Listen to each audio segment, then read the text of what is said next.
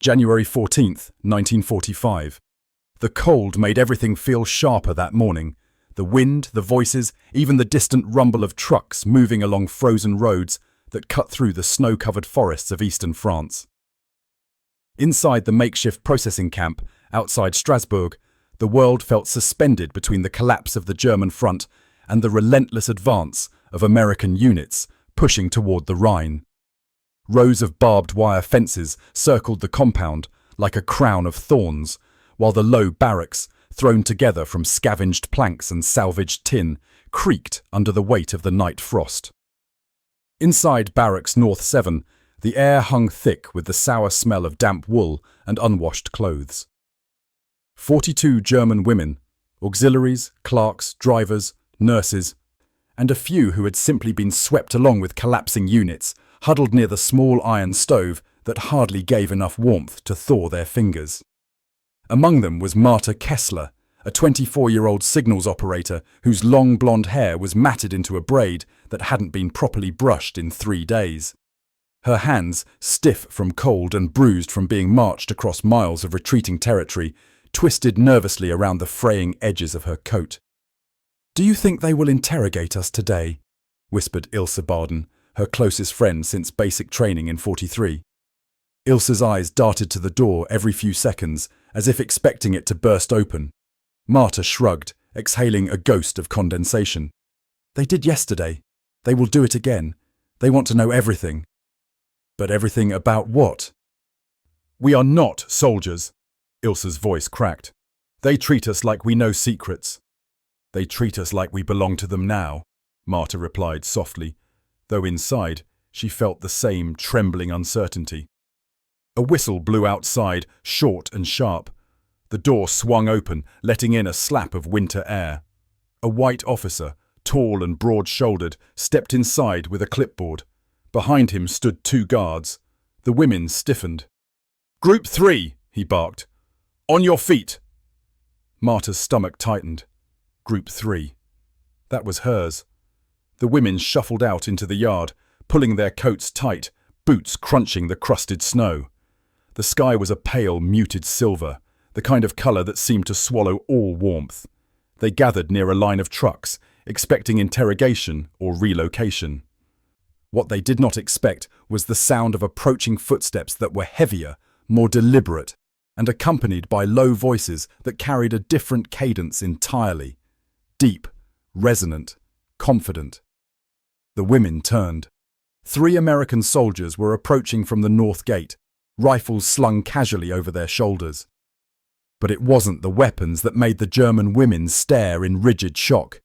It was the men themselves. Their skin was dark, deep, unmistakable brown that contrasted sharply against the white frosted air and olive drab uniforms.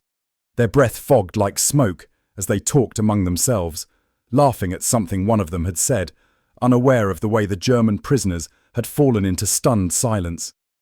Ilse clutched Marta's arm so hard it hurt. "Are those—" Marta could not speak. She had never seen a black man in person, only propaganda caricatures, grotesque and monstrous. But these men were nothing like that. They walked with an easy strength, faces calm, expressions tired yet warm. One of them, tall, with a softened jawline and eyes that scanned the yard with quiet discipline, glanced briefly in her direction. Their eyes met, and Marta realized, with jarring clarity, that she had been lied to her entire life. The officer with the clipboard didn't miss the tension. "Detachment C arriving to escort Group 3, he announced. The tall black soldier stepped forward, saluting with crisp precision. "Sergeant Lewis Carter, 333rd Service Regiment, reporting."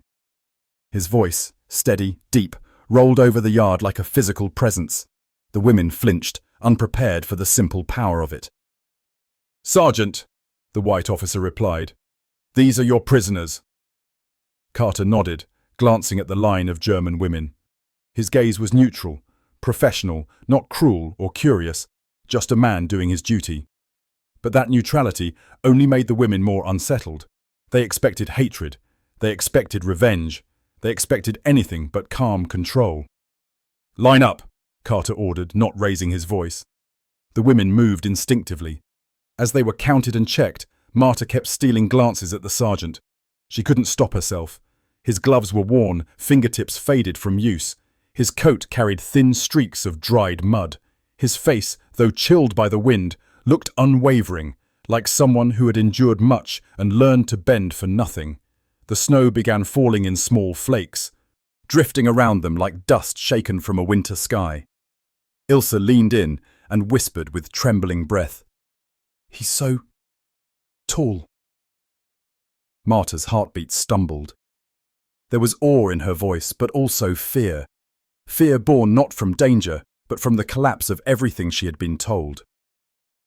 One of the other women, Annalisa, muttered, "They said they were beasts. They said—" "What do you see?" Marta whispered suddenly, surprising even herself. Annalisa swallowed. "A man." Carter approached the front of the line. Each step left dark boot prints in the snow. He stopped just inches from the prisoners, scanning them one by one. When his eyes reached Marta, they lingered for a fraction of a second, not in interest, not in judgment, but in tired humanity. "Move out," he instructed. The column began marching toward the interrogation hall. Snowflakes collected on Marta's eyelashes as her breath quickened in the icy air. Behind her, she heard one of the black soldiers say quietly to another, "They look scared out here." Carter answered with a sigh. "Everybody looks scared out here." The words slid through her mind, lodging somewhere deep. For the next 20 minutes of marching, processing, and questioning, the women kept glancing, sometimes subtly, sometimes openly, at the unfamiliar soldiers guarding them. Every prejudice they had absorbed since childhood fought violently against the clear reality standing before them. These men were disciplined, confident, and far more composed than the German officers who had abandoned them weeks earlier. Marta realized she was gripping her coat so tightly, her knuckles had gone white. The truth was undeniable. Nothing in her world was as she had been told, and as another burst of snow drifted across the yard, she felt the strange sensation of something inside her cracking, not in fear, but in awakening. The afternoon light was thin by the time the interrogations paused. The Germans were herded back outside in smaller groups, each woman exhausted from the hours of questions, the cold, and the weight of uncertainty draped across their shoulders like a second coat. The snow had slowed to a gentle drift, fine powder swirling around the boots of soldiers and prisoners alike. Marta stepped out of the hall, blinking at the sudden brightness. She wrapped her arms tightly around herself. Her legs felt weak from standing so long in front of the American interrogator, answering slowly, carefully, unsure which truth was safe to speak and which truth could betray her. The guards waiting outside were different now, no longer the white soldiers who had handled the morning shift. Instead, a full detachment of black American soldiers stood watch along the fence line, their silhouettes strong against the pale backdrop. Their uniforms looked dark and heavy, their helmets dusted with ice. Marta's breath hitched when she spotted Sergeant Carter near the corner post, his posture straight despite the cold. He was speaking quietly with another corporal, his voice too low to catch, but steady enough that she somehow felt its warmth from yards away. Ilse whispered as they were lined up again, "Why are they guarding us now? Where did the others go?" Marta shook her head. "Shift change, I suppose." "No, I mean, why them?" Marta hesitated. She had no answer, but she felt the question in her bones. Why indeed? Why was this the first time in her life she was seeing men who'd been described as monsters, doing their jobs with calm, measured professionalism? One of the guards, Private Zachary Holt, glanced at the German women as they shuffled closer. His face carried a gentleness, an expression of someone who'd seen too many broken people and had learned how to step softly around them. He looked younger than Carter, maybe 22, his eyes tired but kind. "Watch your step there," Holt said when Annalisa slipped slightly on the icy ground. His voice was soft, almost polite. The women froze. The abrupt kindness left them speechless. The officer in charge of the processing unit pointed toward the far compound. Take them to quarters D for holding. Carter stepped forward and motioned with 2 fingers. Form up. Move. His tone was firm, controlled, resonant. Marta felt that same unsettling jolt in her chest, fear mixed with something else, a stunned fascination she didn't know how to name. As they walked toward the barracks, Ilse whispered, "They're not what they said." Marta's voice cracked. "They're not even close." Her mind drifted back to the pamphlets she'd been shown years ago. Crude drawings, lies packaged as warnings. But these men walked like soldiers with discipline. Men used to being underestimated, yet refusing to bend. She saw no hatred in their eyes, no cruelty, only fatigue, responsibility, humanity. The path between the barracks was narrow, the snow packed down by boot prints from dozens of units passing through. A truck rumbled in the distance, shaking powder from the branches of pine trees that leaned over the camp fence. Smoke from the kitchen hall drifted upward, carrying the faint scent of boiled potatoes and sour cabbage. Marta's stomach growled. Private Holt fell into step beside the column, hands resting near his rifle but not gripping it aggressively. He looked up at the leaden sky and exhaled sharply. "We got another storm coming. Best get everyone settled before nightfall." One of the women 3 rows ahead gasped. She understood English. Carter heard it too. He looked at her, one eyebrow lifting, not threatening, not amused, just aware. "You speak English?" he asked. The woman nodded hesitantly. "A little." Carter nodded once. "Good. Tell the others to keep close. Ice is slick toward the barracks." The woman relayed the message hurriedly in German. Marta heard a few quiet murmurs ripple through the line. The shock of the moment was impossible to hide. Their captor was warning them for their safety. The barracks of Quarters D stood near the far edge of the camp, a long, low building with frost hugging the windows. The door creaked open as an American corporal stepped out to check the incoming group. Inside, the heat was barely better than outside. A single stove glowed faintly in the centre of the room. Wooden bunks lined the walls in double layers, thin blankets folded at the foot of each mattress. It was cold, Spartan, but far better than the snow. The guards ordered them inside, but Carter remained outside the doorway, scanning the camp perimeter as if expecting trouble. The wind tugged at the edges of his coat. Marta lingered near the entrance, unsure why she couldn't simply walk away. Something about standing near him made her feel a strange steadiness, like stepping into a truth she hadn't realized she needed. She caught herself studying the worn grooves in the leather of his gloves, the disciplined line of his jaw, the calm way he surveyed everything as if responsibility rested squarely on him and he accepted it without complaint. Holt approached to report something, glancing briefly at Marta before moving on. Carter nodded, giving quiet instructions. "Sergeant," Holt said, "they're afraid of us." "Everyone's afraid in a war," Carter replied. "Doesn't matter the colour. But these ones, it's different." Carter looked toward the barracks where the women were settling in. The snow reflected faint light onto his face, softening the sternness in his features. "They were taught to fear something that doesn't exist," he said quietly. "Takes time to unlearn lies." Marta felt the words hit her like a physical blow.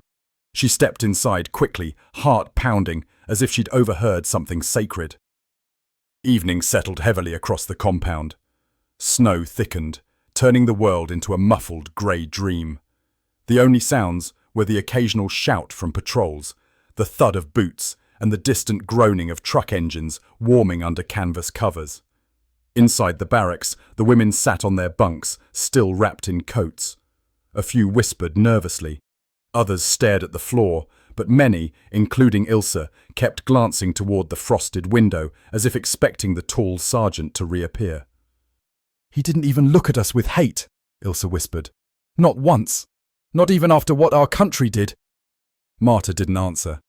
She kept replaying the subtle warmth in Carter's tone, the steadiness of his movements, and the quiet dignity he carried like a second uniform. Across the yard, Sergeant Carter walked the perimeter with Holt and 2 others, their footsteps crunching in slow rhythm. The cold was brutal, biting at every exposed inch of skin, but they moved with practiced endurance. Their breath fogged the air in rhythmic bursts.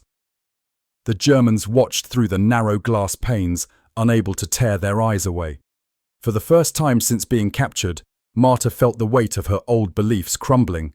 She wasn't sure what would rise in their place, but she knew this. The moment she first saw the black American soldiers walking toward her, the world she thought she understood had shifted. And now, hour by hour, that shift was becoming permanent.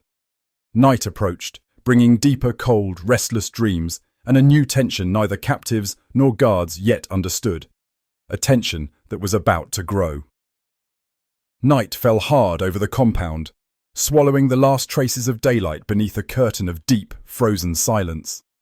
The barracks creaked softly as wind pushed snow against the walls. Inside, the German women lay in uneasy clusters on their bunks, each trying to fight the trembling cold and the tangle of thoughts they couldn't untangle.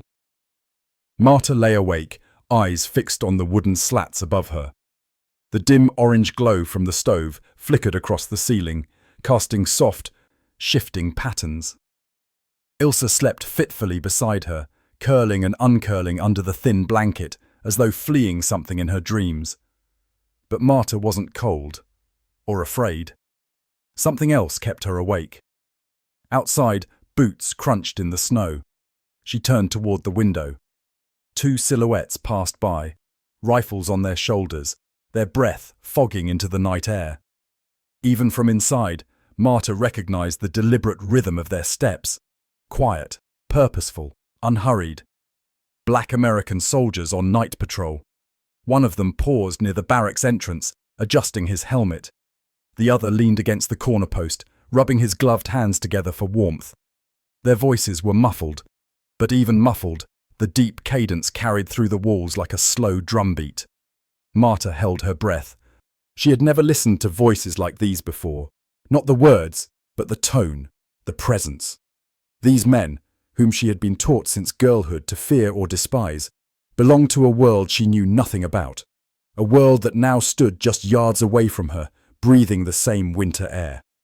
Ilse stirred. "Who is it?" she whispered. "The night patrol," Marta said softly. "Sergeant Carter's shift." Ilse rose on one elbow, peeking through the frost-glazed window. "Do you think they hate us?" she asked, her voice trembling. Marta answered before she could reconsider. "No, I don't think they do." Her conviction surprised even herself. Hours passed in uneasy silence. Some of the women slept, some whispered, some watched the shadows move across the yard. But Marta lay still, listening. When dawn finally crept over the compound, pale, cold, almost colourless, she had barely slept at all. The morning began with shouted orders, the metallic scrape of gates opening, and the heavy rumble of trucks warming for transport. A new directive had arrived from headquarters. Several groups of POWs, including the German women in Quarters D, were being moved to a larger facility near Reims for longer-term processing. The news sent a ripple of anxiety through the barracks. Ilse hugged her coat around her shoulders. "Will the same soldiers escort us?" "I don't know," Marta said, but a part of her hoped so. Outside, the camp buzzed with activity. Snow churned under dozens of boots. Engines roared, sending clouds of exhaust into the cold air. Officers shouted instructions while clerks carried lists and crates of supplies across the yard. The women were ordered outside to line up by the trucks. And then Marta saw him. Sergeant Carter stood near the second truck, hands on hips, speaking with another NCO. He appeared tired. There were faint dark circles beneath his eyes and frost clinging to the edges of his scarf, but his posture remained straight. His presence carved through the chaos like a steady current. Marta felt her heart jolt. Ilse breathed out, "It's him again!" But Marta wasn't listening. Her eyes were locked on Carter. The officer in charge of the transfer nodded toward the German women. "Detachment C will escort this group again. Same procedure as yesterday." Holt rubbed his hands together and muttered, "Lord, it's cold out here." Carter chuckled softly. "You just noticed?" The sound, low, warm, surprisingly gentle, made several of the German women turn instinctively. Marta felt heat rise in her face despite the bitter wind. The women were marched toward the trucks. Marta walked near the center of the line, her breath fogging in short bursts. When they neared Carter, he stepped aside to let them pass, but his eyes lifted briefly. For a moment, only a moment, their gazes crossed again. It wasn't curiosity, it wasn't suspicion. It was recognition, human recognition. As if both understood, however quietly, that something had shifted between captor and captive, something neither had expected nor knew how to name. The women were helped into the back of the truck. The wooden benches were cold, the canvas roof stiff with ice. Marta sat near the opening, the flap loosely tied back, allowing a slice of the outside world to show. Carter climbed onto the tailgate to check the ropes and speak with the driver. He didn't look at the women as he worked. He was focused on the task, making sure everything was secured for the long, rough ride. But as he stepped down, the truck rocked slightly. Marta's hand slipped on the bench. Without thinking, Carter reached up and steadied the side of the truck bed. "Careful," he said. Just that one word. Quiet, neutral, but not unkind. Marta froze. Every woman in the truck stared at her, breath caught, eyes wide. He had spoken directly to her. She lowered her eyes, feeling her pulse hammer against her ribs. She wanted to respond, but feared the sound of her own voice. She swallowed hard, then whispered, barely audible, "Thank you." But Carter had already stepped away, giving the signal to close the canvas flap. The ride began slowly, the trucks jolting along the icy road that wound through the forest. The German women swayed with each bump, gripping the bench or each other's sleeves to remain steady. Ilse leaned close. "He spoke to you." "It was nothing." "That wasn't nothing," Ilse insisted, her eyes shining with something, fear, awe, or both. "He saw you." Marta turned toward the small gap in the canvas. Outside, she could see the shadow of Carter walking beside the truck as it rolled forward, his rifle slung, his eyes scanning the tree line. Snowflakes gathered on his shoulders as he moved with quiet certainty. Marta didn't know why she cared so much that he was there, but she felt safer with him guarding them than she had felt in months. The convoy travelled for over an hour, the sky growing clearer. The forest thinning as they approached open fields. Sunlight, brief, cold and pale, cut through the clouds, casting long shadows across the truck beds. And still, Carter walked. Not because he had to, but because leadership meant being seen, being present, absorbing the cold so others didn't have to face it alone. Marta closed her eyes for a moment, overwhelmed by everything she didn't understand. She had been raised in a nation built on lies about these men. Now one of them was risking frostbite to make sure she, and the women beside her, survived a transfer they didn't want to be on. The world had broken, but something new was forming in its place. By the time the convoy finally reached the Reims facility, Marta knew one thing with unsettling clarity. She would never forget the first time she saw the black American soldiers. And she would never forget him. Not his rank, not his uniform, not his colour, but the quiet dignity he carried in a world determined to deny it. The day she saw him was the day her world began to widen, painfully, unexpectedly, irreversibly. And deep down, she sensed this was not the last time their paths would cross.